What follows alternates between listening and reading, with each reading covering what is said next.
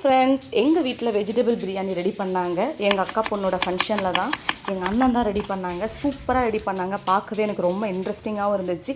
எவ்வளோ அளவு போடுவீங்கன்னு நானும் கேட்டுக்கிட்டேன். ஏன்னா வீட்டுக்கு கெஸ்ட்டெல்லாம் எங்கள் வீட்டுக்கு வந்தாங்கன்னா மாமியார் வீட்டில் செஞ்சு பார்த்துக்கலாம் இல்லையா. ஸோ அதனால் கேட்டுக்கிட்டேன். அப்புறம் அண்ணன் தான் சொன்னாங்க 10 கிலோ வெங்காயம் போடணும், 25 கிலோ அரிசிக்கு, 10 கிலோ தக்காளி, புதினா கட்டு, கொத்தமல்லி கட்டு, நல்லா பெரிய பெரிய கட்டாக ஒரு 2 கட்டு எடுத்துக்கணும்னு சொன்னாங்க. ரொம்ப இன்ட்ரெஸ்டிங்காக இருந்துச்சு. அப்புறம் பார்த்திங்கன்னா 5 லிட்டர் எண்ணெயை ஊற்றிக்கிட்டாங்க சட்டியில். அப்புறம் பட்டை கிராம்லாம் தேவையான அளவுக்கு அதுக்கு போட்டாச்சு. அதுக்கப்புறம் நெய் வந்து ஒரு 1/2 லிட்டர் எடுத்துக்கிட்டாங்க. அப்புறம் பார்த்திங்கன்னா வெங்காயத்தோட கலர் சேஞ்ச் ஆகிற அளவுக்கு வதக்கிட்டே இருந்தாங்க. அப்போ நான் கேட்டேன், வெங்காயம் கலர் ஏன் இவ்வளோ கலர் சேஞ்ச் ஆகிற அளவுக்கு வதக்குறீங்கன்னா அப்போ தான் டேஸ்ட் வந்து தூக்கி கொடுக்கும் பிரியாணிலன்னு சொன்னாங்க. ஓ சூப்பர் சூப்பர் அப்படின்னு டிப்ஸை ஃபாலோ பண்ணிக்கிட்டேன். அப்புறம் வெங்காயமும் நல்லா கலர் சேஞ்ச் ஆகிட்டே இருந்துச்சு. நல்லா அடுப்போட அனலும் நல்லா பக்காவாக எரிஞ்சிட்டு இருந்தேன். அந்த டைமில் 3/4 கிலோ பூண்டு, இஞ்சி பூண்டு அரைச்சி வச்சுருந்தாங்க. அதையும் நல்லா கொட்டி அந்த வெங்காயத்தோடையே நல்லா கலக்கிட்டே இருந்தாங்க. அப்படியே பார்க்கவே இன்ட்ரெஸ்ட்டாக இருந்துச்சு. அப்போ தான் பார்த்தீங்கன்னா 4 கிலோ காஷ்மீர் சில்லி மிளகாய் பொடி போட்டாங்க. அப்படியே அந்த இஞ்சி பூண்டு பேஸ்ட்டு வெங்காயத்தோடையே நல்லா அந்த மிளகாய் தூளை போட்டு கலர் சேஞ்ச் ஆகிற அளவுக்கு வதக்கிட்டாங்க. நான் கேட்டேன், கலர் ஃப்ளேவருக்காக பவுடர் போட மாட்டியான்னு கேட்டேன்.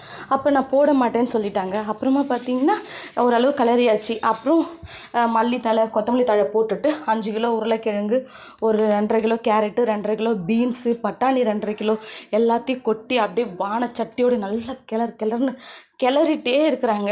அடி பிடிக்கக்கூடாது.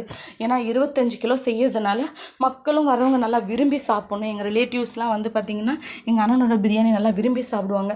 கட் பண்ணி வச்சுக்கிற தக்காளி, தயிரும் எடுத்து ஒன்றா கலக்கி அதையும் கொட்டியாச்சு. கொட்டின பிறகு ஒரு நல்லா கிளறிட்டே இருக்காங்க. ஏன்னா தக்காளியை நல்லா வசக்கணும், நல்லா வேகணும். அப்புறம் பச்சை மிளகாவும் கொட்டியாச்சு. பச்சை மிளகா பார்த்திங்கன்னா ஒரு 200 கிராம் போட்டுக்கிட்டாங்க.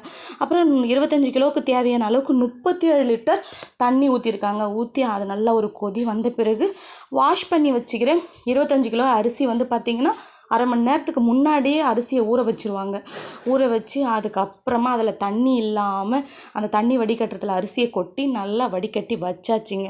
அப்புறம் அரிசியும் போட்டு நல்லா கிளறி விட்டுட்டே இருக்காங்க.